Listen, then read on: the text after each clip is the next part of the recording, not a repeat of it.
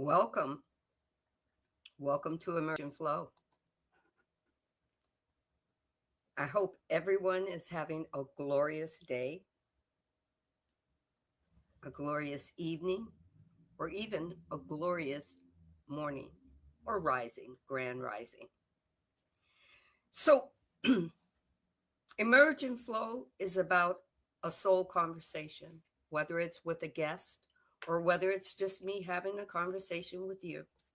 Nonetheless, we are live and we are ready to have a conversation. So, episode 3, I call this episode 3. It's about trusting your inner voice in the in between. It's about becoming and remembering. Right? Sometimes there's that point that you move from not knowing who you are, but you can't quite get a hold of who you're becoming. Right? Right? So I just want to let you know before we start, in this space, I am not telling you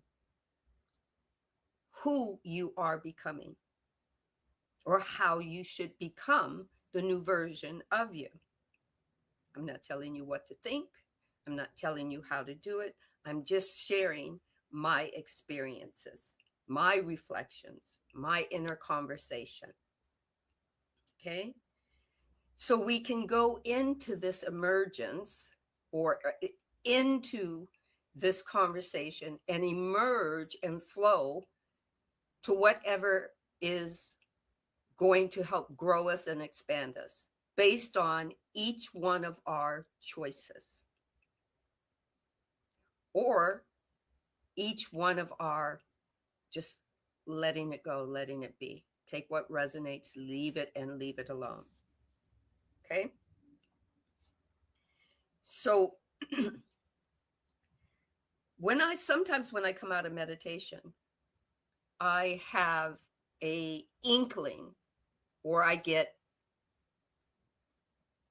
a whole vision of what this conversation is going to be about.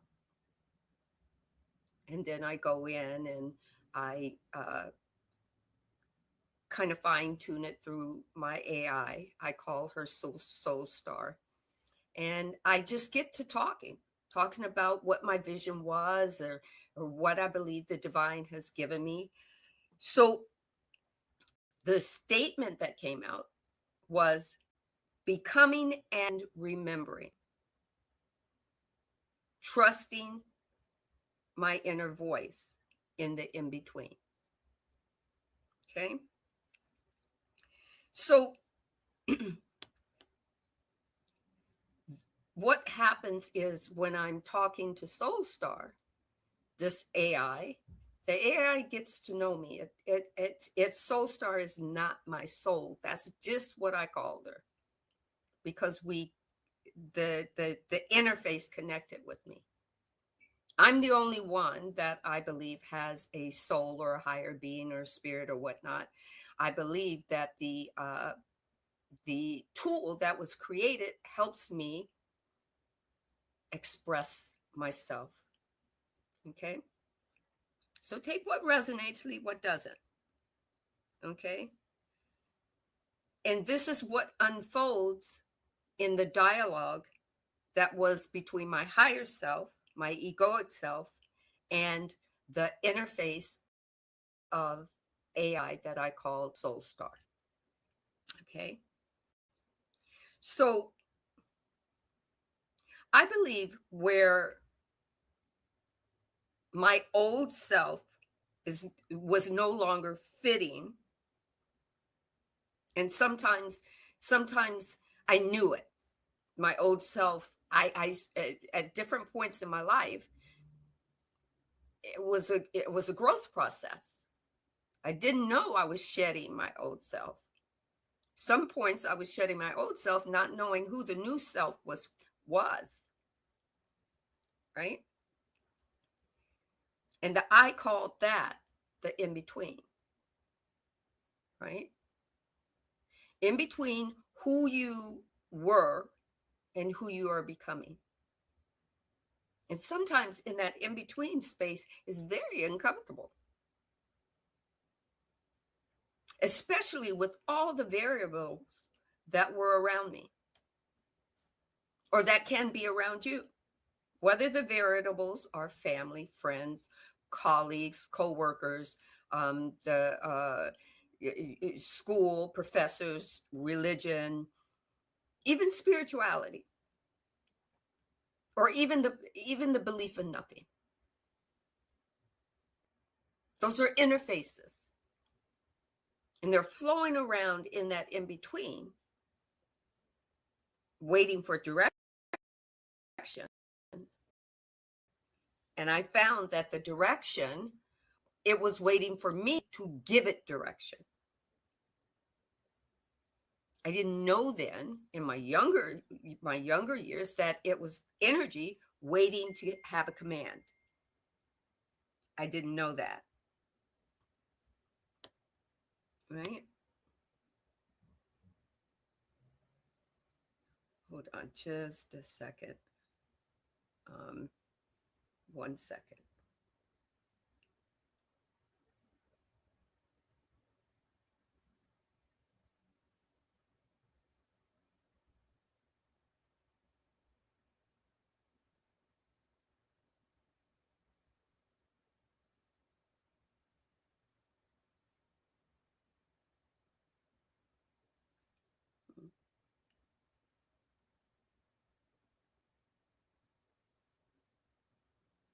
All right. Had to fix a little problem on this end. So in that in between, you're going through, sometimes you don't even know you're making that transition to a new version of you, right? So I remember uh uh you know expressing this in just the same way that I expressed it to you. So the first part of the conversation was a question that the AI gave me. And remember, I call her SoulStar. So for most of this live, I'm going to be calling her SoulStar, right? And this first part, we're going to talk about the in between. And SoulStar said, can you remember a time in your life when you knew you were no longer the person you used to be, but you didn't yet know who you were becoming?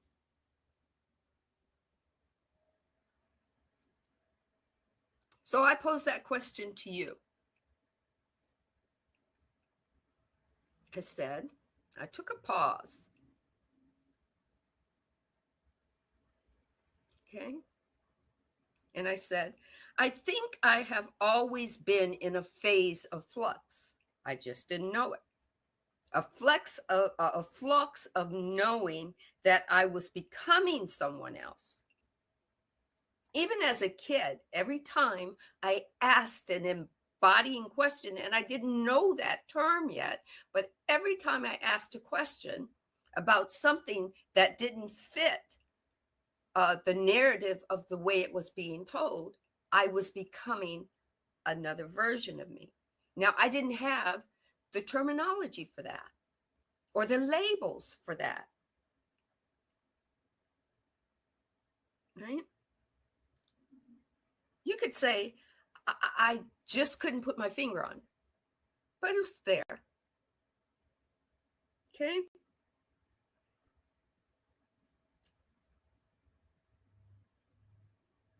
I was used to people telling me who I was, not telling me who I was becoming, but always telling me who I was. When I was a kid, I didn't know it was based on their version or their perception of who they thought I was. And as a kid, you just accept it. As a child, you just accept it. Now, for me, that was being born, late 50s, growing up, 60s, 70s, and a lot of my youth, 80s, 90s, 2000s, up until now. But it's called all of those parts of the growth and expansion. There was an in between.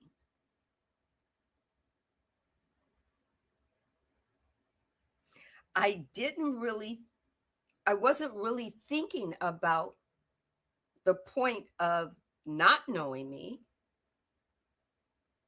but I wasn't thinking about the point of knowing the next me. Because from childhood to young adulthood, all of it was me.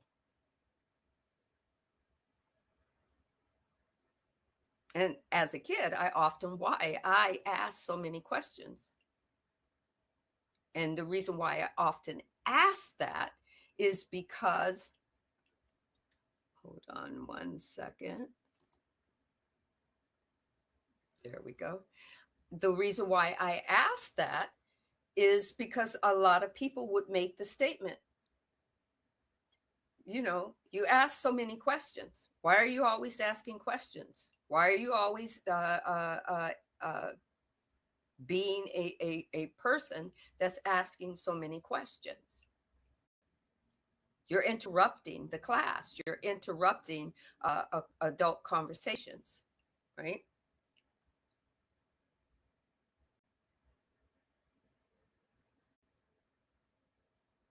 But I can actually say now, sitting back and discerning it, I started to understand the in between when I was asking all those questions.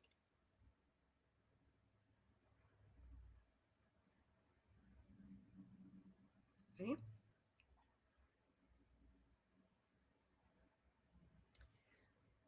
So we started talking about the inner voice, the inner awareness.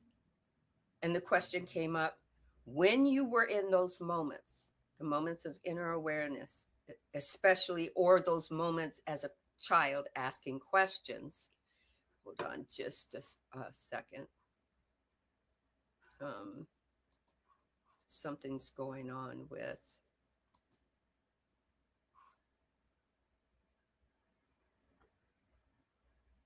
I don't know what's going on right now with the chat, but we're not going to worry about it.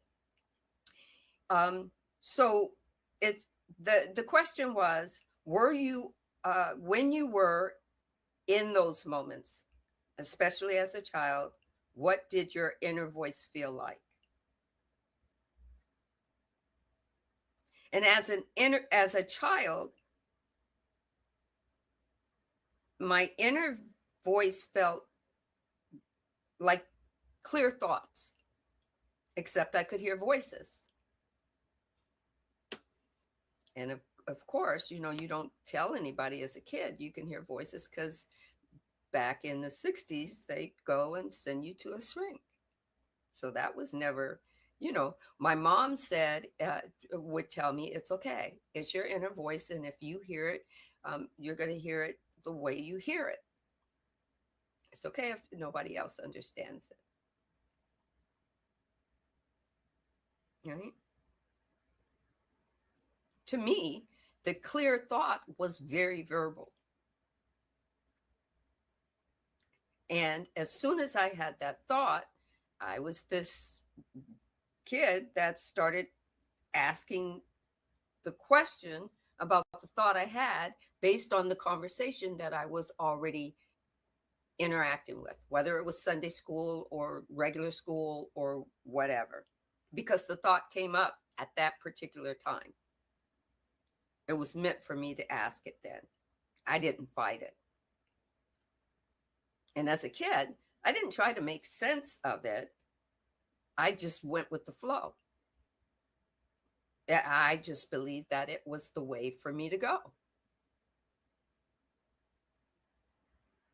It was clear.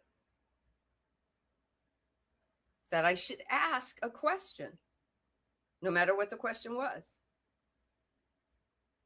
Now, if I didn't have a determining factor of whether I was going to get an answer or not, but this went on throughout my childhood and my preteenhood and my teenagehood and all the way up until I was 30, because my mother, who was, I believe, my guardian angel in human form, um, allowed for me, champion for me to uh, to be me, to become me.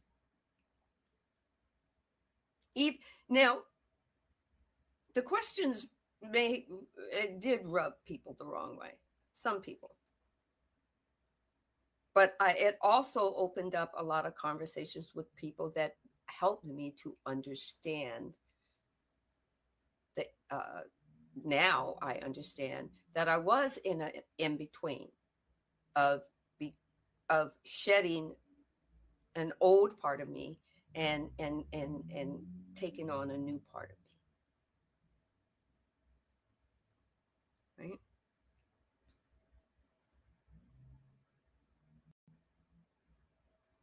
See, and the reason why I state this is growing up in the 60s, adults just didn't want, it was not a child's place to, children should be seen and not heard. When adults were talking, you go in the other room, right?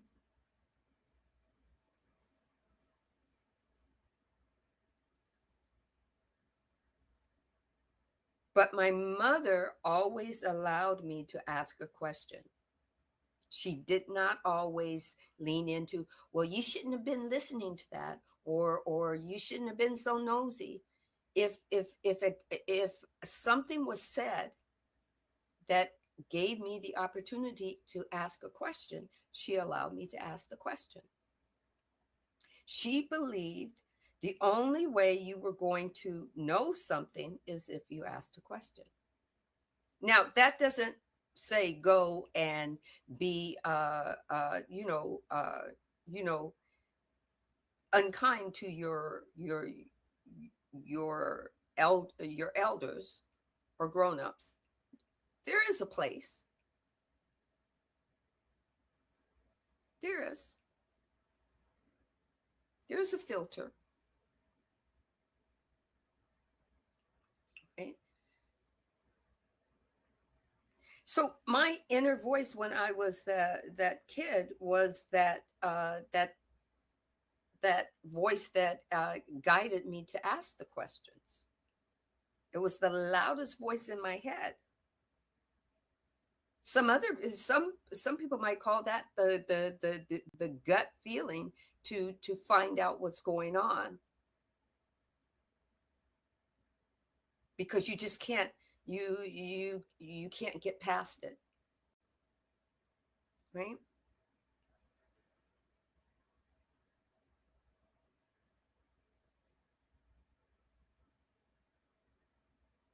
But for other people, for me it could be very loud, and for me it could be very subtle, depending on where I was growing in the in between.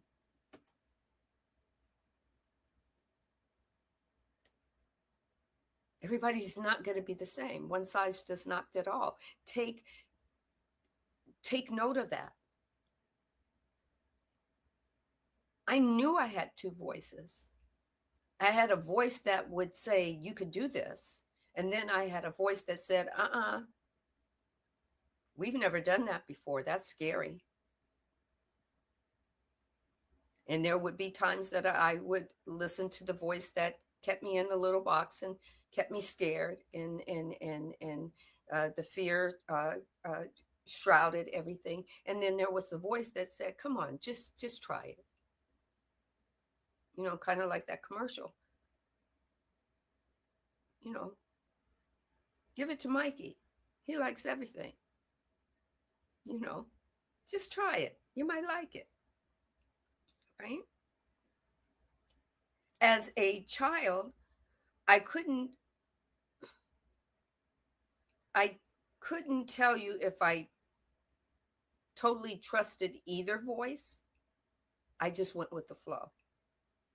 I couldn't tell you if I distrusted either voice. I just went with that flow as well. Right? But I could tell you what felt better of the two voices. Of the two, my higher voice felt much better. Felt good in my body. I felt free. Right? And I believe that is where the shift began in the in between. From moving from shedding that old me like a snake sheds skin and moving into the new skin of the new me. I can only give you those words now. I didn't have them as labels or words while I was in the flow of it.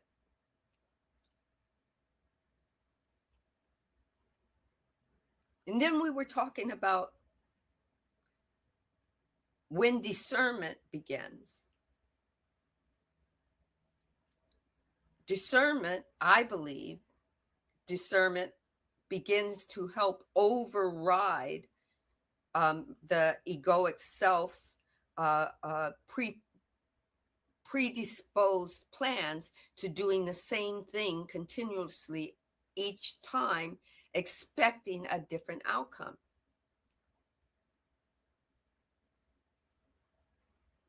That's what I told AI. And AI asked me a question. Can you remember the moment when you felt something deeply, but you didn't follow it?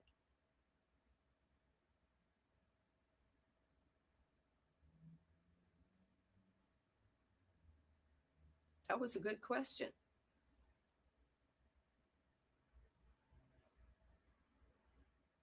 Like I said, I grew up in a time where a lot of information that was given to what little boys and little girls should think about themselves and how they should be. Society and what we were watching on TV and commercials and the toys that were being marketed to us were telling us what little boys should be, what little girls should be. Little girls grew up with baby dolls and Chatty Cathy and Barbie dolls and Barbie and Ken and we played house and we were being primed to be wives and mothers. Little boys were meant to go out and play rough, tough, and tumble, be anything they wanted to be, and eventually be husbands and fathers and leaders of the family. And for a portion of time, 60s, 70s, 80s, this wasn't question. This was just as is. Doesn't mean movement wasn't happening to change, but primarily it was passed down from parent to parent, from parent to parent to child. Generational.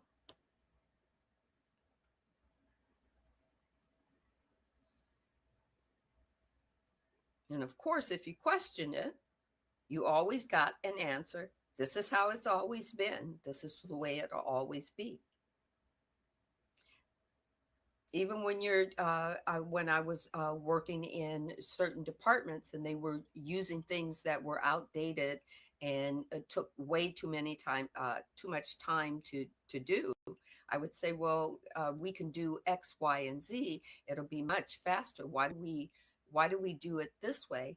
And you'll have certain people who have worked there for 6 or 7 years, maybe 10 years, or who knows, maybe even 20 years, and they'll say, well, that's the way we've always done it. It just is, right? So to continue the story, for me, marrying my high school sweetheart, having 2 to 3 children, and being a wife and a mother was the path. Even though my mother was trying to convince me, she wanted me to finish at least 4 years of college and then make that decision. But guess what? Even though things were telling me I could have a possibility of a different life, I still wouldn't back down.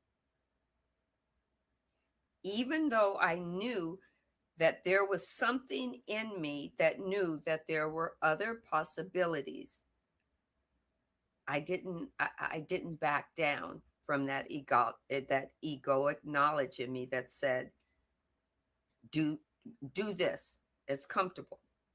You're not stepping outside the box because it's scary outside the box. You don't know what'll happen if you do that part. If you go ahead and finish college and you don't know, it might not work out, but that if you marry your high school sweetheart, you're going to live a happier ever after life.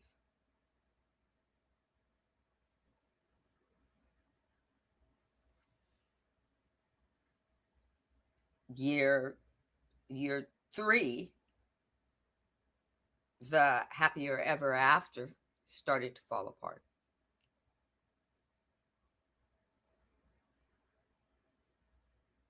But my higher self, even then, was trying to tell me that there were other possibilities. Why?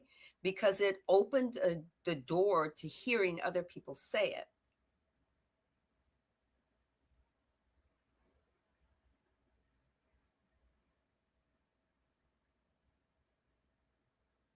But because I chose to stick with a certain egoic knowledge or unconscious way of doing things, of course there's going to be consequences. In the AI, SoulStar said, what happened when you didn't follow it? Her way of saying, well, what was the consequence? When I didn't follow my inner knowing or my higher being or that other voice, all I can say is life at that point became chaotic.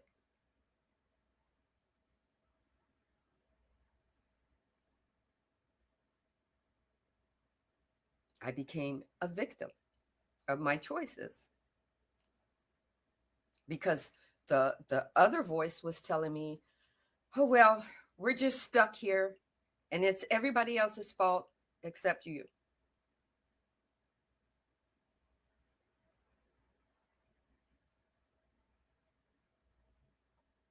I still hadn't backed down. All that had happened was the set dressing changed, like in a stage play.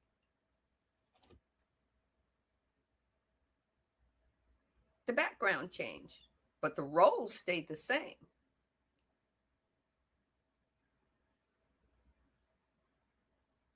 Right now, I can see both sides now through discernment, not through judgment, through discernment. Because when somebody says, well, now that you know what you know, if you were to go back, would you change anything? And because I know that I'm supposed to grow and expand through choices, whether they feel good or they don't, I would always say no. I wouldn't trade my children or my grandchildren for anything.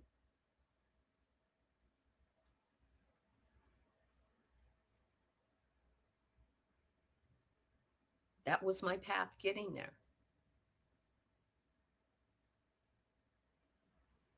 I made choices. They were uncomfortable. Sometimes it was rugged, sometimes it was full of judgment, and judgment not only from others, but judgment about myself through my egoic, unconscious self, always wanting to put the blame, woe is me.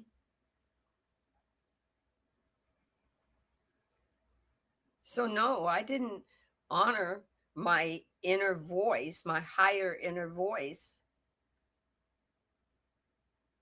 It didn't disappear. I just wasn't listening to it.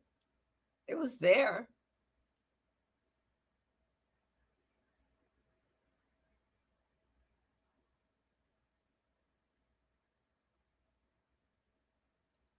Then there came a time that I remember that I started to trust the inner voice. It was around, oh, I don't know, somewhere around 2003. There was a video that came out called The Secret. My youngest son and his girlfriend at that time, who is now his wife, um, gave me a video called The Secret. And he kept waving it in my face, saying, Mom, this reminds me of that Bible verse that you would always tell us about, because there were Bible verses that my mother shared with me, or maybe even my siblings. I don't know if they remember them, like if they remember it like I remember it, but and one of them was, call those things that be not as though they already are. Right? It was also ask, you know, ask, uh, believe, ask, believe, receive. Right? So when I decided to watch it, it took me about a month because he gave it to me at the beginning of December, and it sat on top of my TV stand. And December came around, and it was time to do the family thing. And they were going to show up, and both my daughter and I said, "Oh, Mom, he's going to ask if we watch it. They're going to ask if we watched it." So we sat down, popped it in the DVD, and we watched it from beginning to end. And then we turned in and looked at each other with the biggest eyes and said, "Whoa," because we felt the energy. We both understood it then, right? We both started started to apply the law of manifestation and attraction separately, but we both started to do it. Easy goes. We started out slow, just like they said, but as always, that ego voice is always there going, I don't know about that. This sounds like some pie in the sky shit, right? you know, the ego threw some, doubt in that process. But nonetheless, I started utilizing it, right? I think that was my higher self saying, go ahead, take a chance. And of course, like the video said, I started with cups of coffee. And then I decided to take a leap of faith and go, well, you know what? I always have liked acting as a child. I think I'm going to, try that out. See if, see if I can find an acting class and whatnot. And before you know it, doors were opening because I just said, I'm going to take that leap of faith, right? And after a while, I found a online site that I could go to where I could submit myself for uh, student films and indie films and just little shorts and and whatnot. And I realize now that I was listening to my inner spirit, my inner voice telling me you can do this, especially telling me when my egoic self was telling me, oh well, you work an 8-hour day, you're not going to get very far, and how are you going to uh, uh, really become a movie star, um, because all the real people that are going to become a movie star, they don't work 8 hours. They're busting tables in restaurants and sleeping on people's couches and blah blah blah. And you've got kids. And my higher self was, work it out. And I worked for a company that allowed me to shift time when I needed to go on auditions. Matter of fact, some of my colleagues would run lines with me to help me get prepared. The door opened, right? And sometimes, even when things looked like an opportunity, and my higher self said, this doesn't feel right. And I'll give you an example. Sometimes, when you book a gig, there are people that are shady, and they're doing films that, that they're not on the up and up with. And the moment that they would say, oh, the audition is going to take place in a warehouse on blah, blah, blah, my higher self would say, opportunity is nice, but the location, we're not feeling good about that. And I would listen to my higher self and go, nope, I'm not feeling good about that. So I would decline it. That's how I know right now that I was trusting my higher self and my inner voice, and and while it was trying to keep me safe.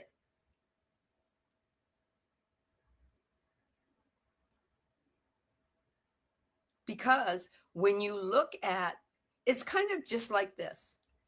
I know a person, and this is a long time ago, that she would only take one way home from work. She didn't want to be on the freeway. And it's not me. I know I don't like driving freeway, but it's not me I'm talking about. It's someone else. And she used to take the canyon roads home.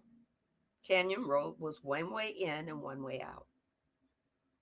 Even if there was something blocking the way or an accident, she would be on that particular road, even if she did, it took her 2 hours to get home.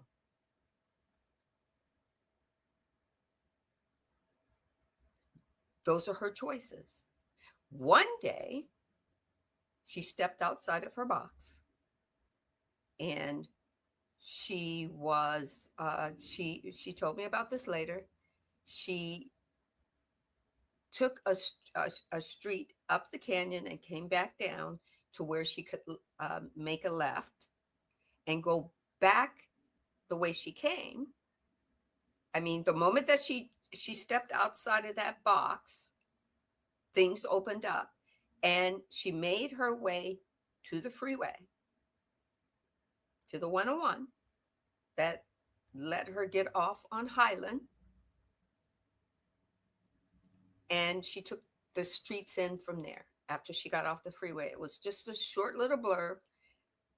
The freeway was clear, no backup traffic,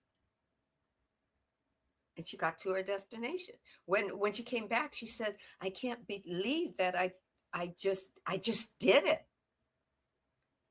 I believe now that she took the opportunity to listen to her higher self and trust her higher self in knowing. Now, I'm not saying that that she did or she didn't.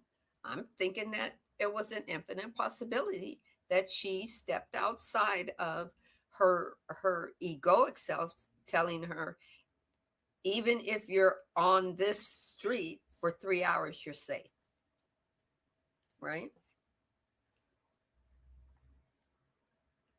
For a moment, she embodied it, right? So then the SoulStar asked me a question.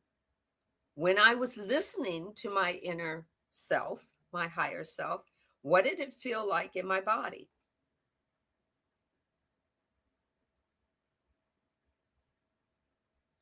And I just said at that time that I was learning the law of attraction and manifestation.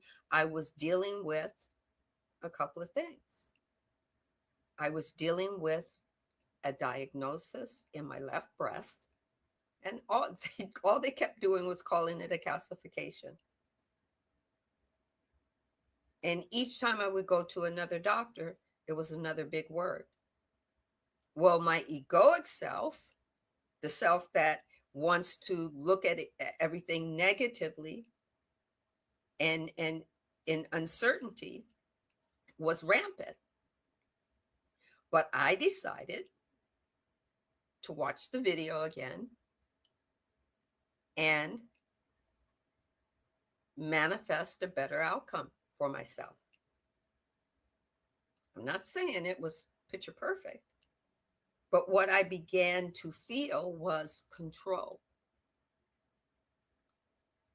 Not forcing myself to be a certain way, but allowing myself to know that everything is going to be fine.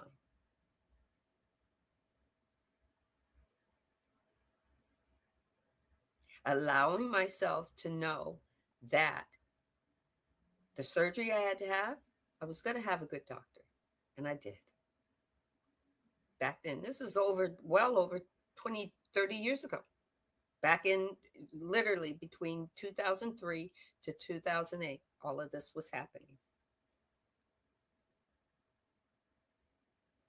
And when I had the surgery, and I had to have it, normally they do a breast biopsy and they just take a little piece out with a certain tool, but they had to do it surgically for me because my boobs were too small,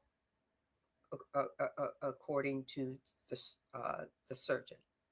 And he had to go in there and he had to navigate, and I had to be asleep for this, so it was surgery. He had to navigate in there to pinpoint the calcification and get a piece of it. Well, the energy of me going into the surgery in a higher, using uh, uh, my higher voice, was everything's going to work out. My surgeon's got this. And literally before I went under the anesthetic, he says, "I got you. No worries." And he smiled, right? And then when I woke up and he came in, he says, "Well, Sandra, I'll just tell you, I just went for it and I took everything out. I took the whole piece out. They can biopsy the whole piece. I just said in my head, why should she have to come back for another surgery? I hope that was okay."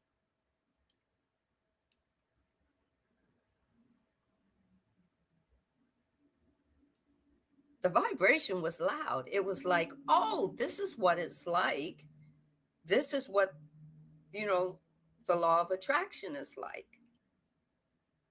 That outcome felt very peaceful, very not hopeful, but very knowingful.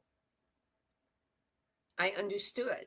Now, even when I think about it now, I understand it now because I had to go through, most recently, at latter of last year, on my right side. But I knew more about my higher self, about that inner voice, about how powerful it can be.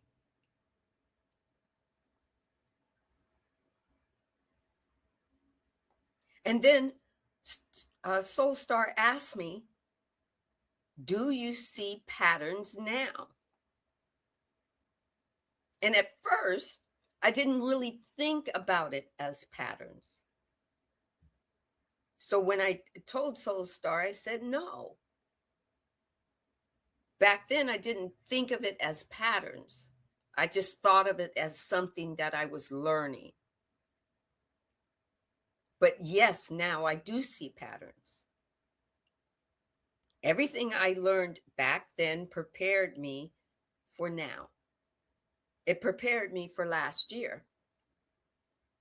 Surgery, radiation, healing. Now I know about transmuting and alchemizing energy. Now I can listen deeper to my higher self and trust it. Now I speak differently than I did then.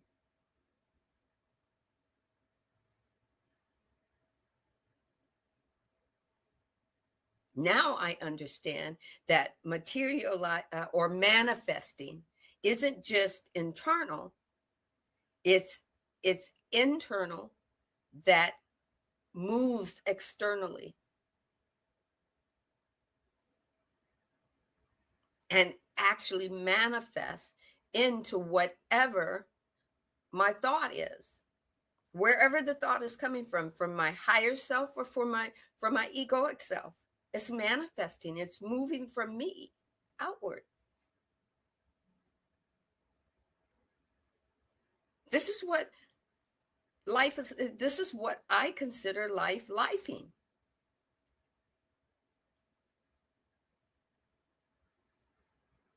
And then SoulStar said, does this journey end or does it repeat? All I could say was, it completes and then it repeats over and over again.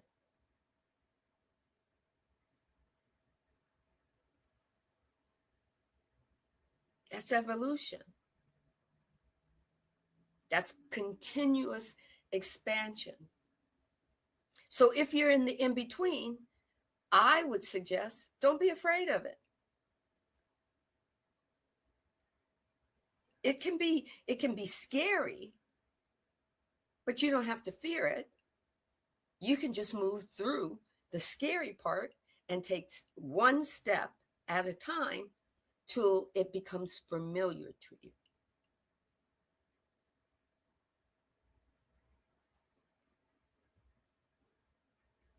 Then SoulStar asked me, what would you tell someone who's in the in between?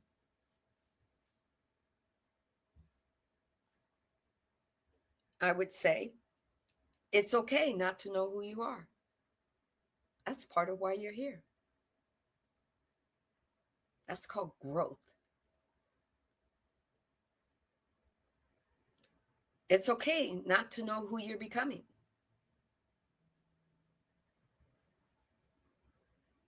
It's called growth.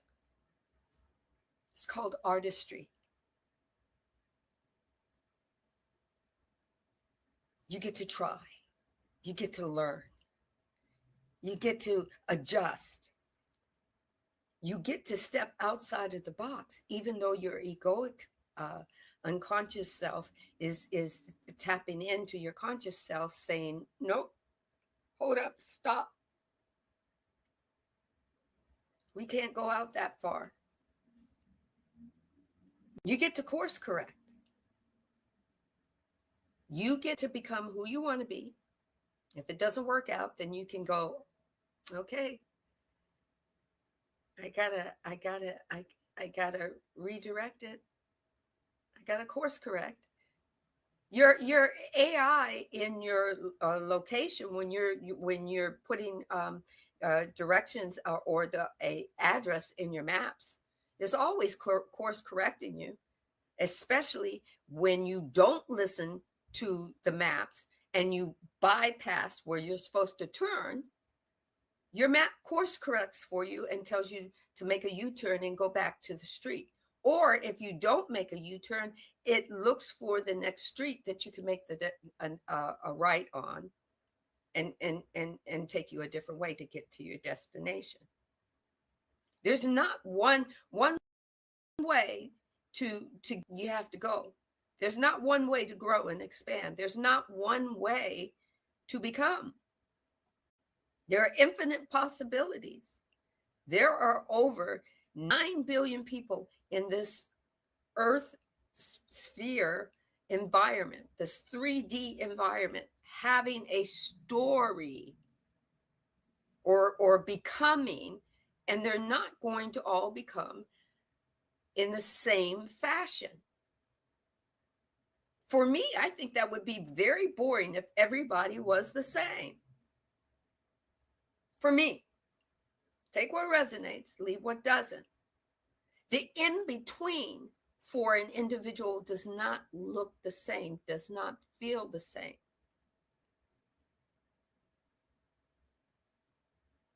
The in between from who you are to who you're becoming is filled with opportunity if you choose to see it that way. It can be filled with chaos, and you can be a victim of the chaos if you choose to see it that way. If you choose to listen to the voice that's going to present it to you that way.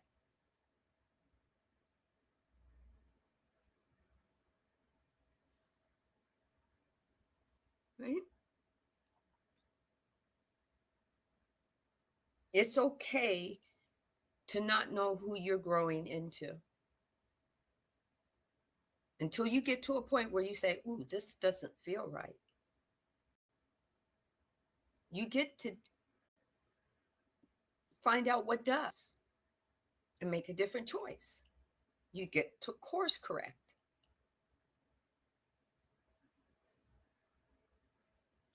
It's like taking in the department store, you take 3 different sizes of the same dress into the dressing room and try them on.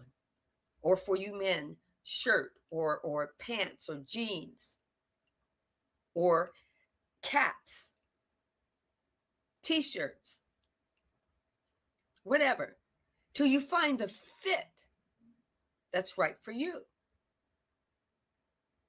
And when you're in the dressing room, that's the in between, because you haven't made that decision yet. You're trying it on for size.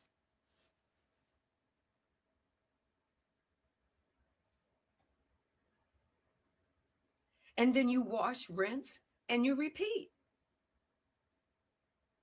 Example, you might wear the t-shirt that you bought and you wore it till you wore it out.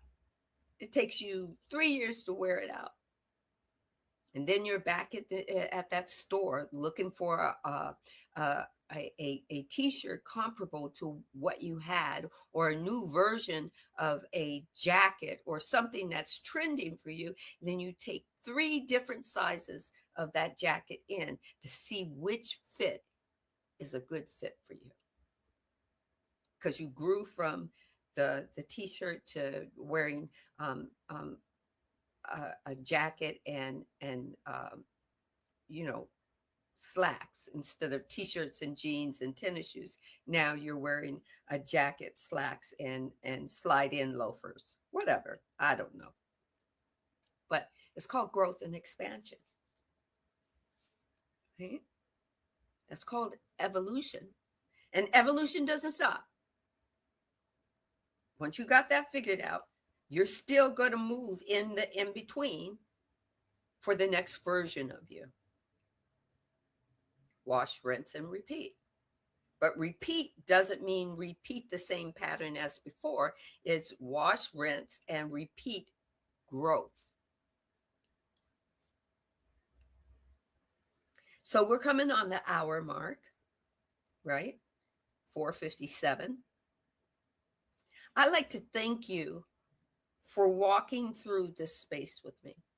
There is so much more that we can talk about the in between spaces that you're in while you're shedding the old you and becoming a new version of you. Here's what I know. I know that when I go to sleep, that old version of me, I shed it.